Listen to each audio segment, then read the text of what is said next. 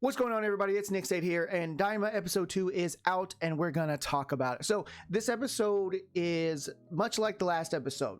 A little bit more lore dumping, a little bit more informational, not a lot of actions going on yet. And for those that are going to complain about that, just understand that this is how you tell stories. This is how you move the plot along. And this type of story that's coming from Daima needs to tell a lot of stuff, needs to give information before we can jump right into the action. You have to understand that, and that's how all of Dragon Ball stories have pretty much been from the get-go. Starting with Dragon Ball, with Bulma bumping into Goku, there was a lot of dialogue that introduced Goku, introduced Bulma, then we kind of got to get into the action. Same thing with Z, there was a little bit of conversation, there was some information, there was some exposition, and then we kind of got into the action. So same thing with GT, same thing with Super. This is how you get a story. Depending on what you have to open up your story, most stories open up with some exposition and some conversation and some information dump that you need to kind of have to push the story along to get it kind of rolling downhill. So for those that are upset that the first episode and this episode didn't have any real action, guess what? That's just kind of how stories go. If you don't like it, you must really just hate watching TV or anything, because that's just how stories are told.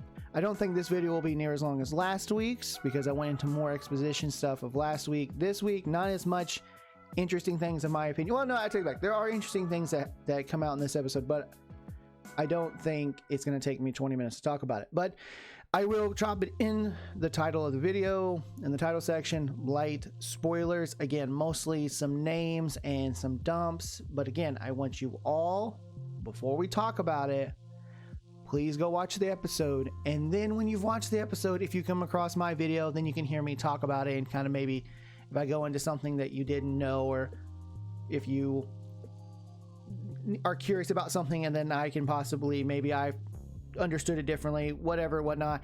But with that being said, let's start with the episode. So the episode starts off with the brand new intro for the series. The new Daima episode has its official, I don't know why I said that, has its opening. Jaka-Jan is indeed the song title, and I love the intro because the intro gave away one of the things the intro does for animes is that they always kind of reveal a couple things here and there. I don't think the intro revealed anything too particularly crazy in the sense of like massive spoilers, but it did reveal Super Saiyan Vegeta, so that was actually kind of interesting to see. I mean, he looked kind of what I expected him to look like, but it was cool to see that. Of course, we got to see Super Saiyan Goku. We've got images of that and all of that, so that was really cool to see. I like the intro. The song is reminds me a lot of Don Don from the GT. It really does. Just the vibe of the song. And no, that does not make it referencing GT. Can't believe I have to say this once again. This is not GT 2.0, and if you think it is GT 2.0, please point out to me in the comments where you think it's tied in with GT 2.0 without mentioning Mini Goku or a new set of Dragon Balls. Go ahead and try to show me the connections between this and GT without referencing Mini Goku or the new set of Dragon Balls, because I promise you, you'll fail in that endeavor, because that's all the arguments you guys have. This is not a GT 2.0 until there starts to show more in common with that.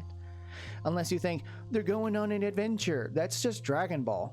Literally. If anything, if you want to call that a copycat, then GT copied Dragon Ball originally, because that's how Dragon Ball started, with an adventure. So, moving past that opening episode, right there we have, when the episode opens up, we have Goma complaining about the Dragon Kids. Shenron makes I took it as a joke, but it was funny. Shenron makes a joke and he's like, okay, thank you, wish is granted, bye bye now. And Goma gets upset and he's like, yo, what up, wait, I thought I get 3 wishes. And Shenron's like, yeah, that's a courtesy to recurring people, not new timers. New timers, you only get 1. Thank you, bye. I don't think that's any lore breaking stuff. I think that was Shenron being a smartass. Again, y'all are probably gonna take that as like, what? That breaks the continuity. That breaks it. How awful. I don't think it was Popo. I don't think it was Shenron breaking the rules of the Dragon Balls. I think it was Shenron knowing that Goma and Degetsu in this is not a good person and is not a good person to trust. So he purposely warped the wish in order to abuse it in the say, and then he used his own powers to disappear. Like, he was forced to come out, he was forced to be brought forth way before he was supposed to be ready. So he basically used his own ability. Again, this is a headcanon thing, but I think it works with it because we've seen Shenron show personality traits throughout the series. Shenron clearly took that and went, yeah, I don't trust these guys, something's off, I'm just gonna make the wish and then dip out. And he made up some lie and said, hey, first time users, you don't get 3 wishes, deuces. Because we know that's not a rule. So I don't think that was Shenron breaking the rules or some weird continuity break. I think that was just Shenron being a jokester, being kind of an ass, and just going, yeah, I don't trust these guys, I'm not giving them 3 wishes, I'm going to give them 1, and then I'm dipping the fuck out. And that's exactly what he did. He dipped out, and Goma pretty much was like, yo, Neva, call him back, let's go, get the Dragon Ball back, get the dragon back. And he's like, I can't do that thing, I can't do that ability 2 times in a row. So it begs the question, because that was something I posed last week. Since Neva says he cannot do that type of magic trick 2 times in a row, does that mean he can't literally repeat it again, period? Or is it like, I need time to rest and recuperate because it takes a lot of magic to do that ability? Sorry. I don't know yet. We'll see in the future if that becomes something they follow up on. So that's one of those questions left in the air. Can Neva redo that type of magic, but he needs time to rest? Or is it, I literally can only do that 1 time on a new set of Dragon Balls? Hopefully we find out later, because that does limit Neva's ability, because everyone's like, dude, if this guy can pull dragons whenever he wants, oh man, that's scary.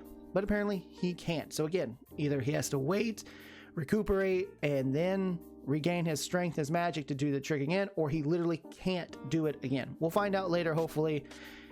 If not, I'll chalk that up to he needs time to rest and recuperate type of situation. Again, heavy emphasis on the concept of magic is going to be in this show.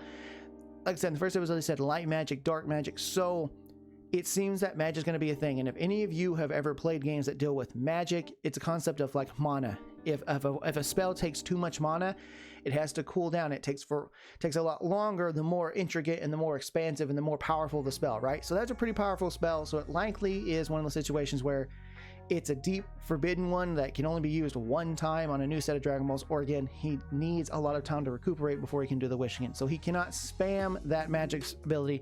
That's great to know moving forward, because that means it does limit his magical abilities.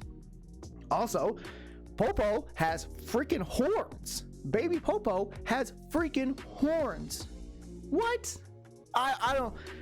Maybe I mean, he always wears his turban hat, so I guess I just never thought that Popo would have horns. I don't know. I never pictured that with horns, but Popo has horns, so that was just really funny to see. I don't think it really defeats or destroys anything. I just think it was crazy because we've never really seen Popo without his cover, and he now has no cover and he's got horns. You know, that's cool. Popo was a lot of exposition in this episode.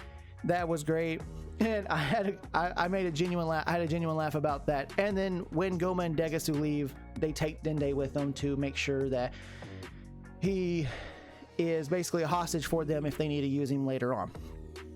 When the crew gets up to the lookout, they start talking with Popo, and then when Popo mentions Neva, Piccolo reacts to that and he goes, Neva. So Piccolo knows of Neva, and they ask him, how do you know this? And he explains, there was once long time ago a Namekian that made the Dragon Balls for the Demon Realm. For anyone that may be wondering, how would Piccolo know that? Because he does say later in the episode that he was not from the Demon Realm in the beginning. Like remember, the character of Piccolo we know is from the Demon King Piccolo, but when he's refused with Kami, remember, Piccolo and Kami used to be one thing. The nameless Namekian that forgot his name. So with Piccolo and Kami recombined, and I don't have to call him Kami because he's never had a name, so that's just the title we give him for now. Piccolo and Kami refused. They became their original being again. But also all the knowledge and information that Kami had learned by himself over the years as the Guardian was retained when they fused back together. So of course Kami probably super old, learned about a lot of this stuff in his time as Guardian. He knew this. He learned about this kind of stuff. Again, had to do it on his own time. This is a lot of off-screen stuff. So when Piccolo was saying this stuff, it's clear that this came from Kami's knowledge of over the years, because he does admit that he was not from the realm when all this stuff was run. So Piccolo was born after the Namex left the demon realm completely. And he also said the Namex left the realm because they don't like to be controlled. They don't like to be ordered around. So Piccolo was not born in the demon realm. The nameless Namekian was not born in the demon realm. He was born on planet Namek years later. But again, Kami's knowledge, Kami's years of studying and whatnot allowed him to remember this stuff. Shin also admits, because they talk about a ship in this, Shin admits that he came to the realm of the mortal realm, or at least the Supreme Kai realm, with his own ship. So they bring that back, show that off, kind of reminiscence of the old Namekian ship back in Z. Bulma, of course, is brought up there with Vegeta. She starts working on it. Goku and them are trying to learn how to fly. They're flying, you know, a lot of interesting stuff there, having to learn because they're not used to their bodies yet. Goku also gets the idea while he's training. He's going to go get his power pole back, the Nyoibo. That's a little fun side adventure that happens up real quick. He introduces again to Karin. Karin's like, yeah, bro, I look down all the time. I knew this happened. I'm not shocked. It is what it is. Hey, Karin is Karin, so I'm not surprised by that. Gets his Nyoibo back. And it was interesting, pull back to the beginning of the episode to see everyone like freaking out and seeing everyone young again. No one recognized Mr. Satan. They're like, who? Vegeta's like, who are you? He's like, I'm Mr. Satan. And they were like, okay, bro, we'll go. And then they walk off, and Roshi's happy that he's young again, but still Roshi being Roshi. But hey, he's young again. So anybody want to argue on the old pervert stuff? Technically, he's young again. Old in age, young in body. Man, Roshi's going to be probably not going to see much of Roshi this series. Probably not. Probably, maybe. We might not. Who knows? Anyway, one of the most important things is when they're having the dinner, they're talking about stuff about the demon realm up on the lookout. They're on the lookout having dinner with Bulma, fixing and repairing Shin's ship. Shin admits that not all people with pointy ears are from the demon realm. Let me say that again. Shin admits, the Supreme Kai admits that not all those who have pointy ears are from the demon realm, but most are. That means that what he's pretty much, and for those, if you're curious what that probably means, it just means Shin's admitting that if you see someone with pointy ears, they likely are from the demon realm. However, that does not mean they are. There's probably a chance that they just happen to have pointy ears. So for those that have been saying in the last week, oh, that means the Yardrats, oh, that means this plane, oh, that means this, oh, that means that. No, Shin admits in this episode that not all with pointy ears are from the demon realm, only a majority of them. So that does not mean the Yardrats are from the demon realm. They could easily be from the demon realm, but that doesn't mean they are. We have to have that explained to us. They could be, they might not be. Because again, not all from the demon realm have pointy ears. Or phrase that wrong. All those with pointy ears are not everyone with pointy ears is from the demon realm. So like if you want to look at it from a percentage, Shin's pretty much saying 90% of people you run into with pointy ears, they'll be from the demon realm, but there's a 10% of people with pointy ears that are not from the demon realm. So you can't just assume, basically. And that's what Shin's getting at with that. And we end the episode off with Gloria meeting up with Goku saying, hey, come with me. I need your help to deal with Goma. Interesting enough, they asked him, how do you knew about us? And he says, my king of the third demon world told me about you and sent me to get you. He said, my king of the third demon realm, and then third demon world, and then even Shin was like, he was telling Goku, he's like, oh no, we can trust him. And he goes, yeah, but remember his king said to come get us. And he's like, that's true, it's true. He's not. So what it seems to be, because why I bring this up, and I think it's important, because they reference and call Dabura the supreme demon king. Like he is the supreme overlord demon king. I think it says something, but supreme, I'll put it up there. Supreme demon king. So he's the supreme demon king. So that's probably like you have demon kings that rule different quadrants, or maybe I guess in this case different worlds within the demon realm. But then there's a supreme king that rules over all of them in general. So Goma apparently is the supreme demon king now because he took the title after Dabura's death. But there were other demon kings that rule and make up rulings and all that stuff as well. And Gloria is working with the king from the third demon world. So seems like we're going to be seeing, there are different worlds in the demon realm that we're going to be seeing more of. Probably going to see the third demon realm world with the third demon king there. We might see the second demon world. We might see the first demon world. We've seen Goma and we're kind of where he's at, so that's probably like the central supreme area. Who knows all that? But that is the episode for Daima episode 2. Again, not a lot of action in this, and that's fine. They need to get a lot of exposition going on moving forward because Daima is introducing a lot of lore with the demon realm. Again, it's something we've never experienced before. It's something we've never gone through before. It's nothing that Toriyama's really ever gone into, period, about Dragon Ball in depth. So this entire story seems it's going to be basically revolving with the demon realm, and there's more stuff within the demon realm. Like I said, we were introduced to a third, well, not introduced, but like we were told about a third demon king of a third demon world. You have the supreme demon king, which is what Deborah was, and then Goma became. Yeah, a lot of interesting, more lore information was done, but not a whole lot. Again, this was more of just a very chill episode with some fun moments. I liked it. I'm very interested to see the lore that they come up with the demon lord stuff. I'm very interested in that, and that's what I look forward to seeing the most with this. I'm looking forward to having this feel like a good time, enjoying myself watching Dragon Ball again, seeing stuff about the demon realm, brand new information. So get out there, watch episode 2 of Daima, come back here, tell me what you think about it. And that's my review of episode 2 for Daima. I've been Nick Sade. Till next time, everybody.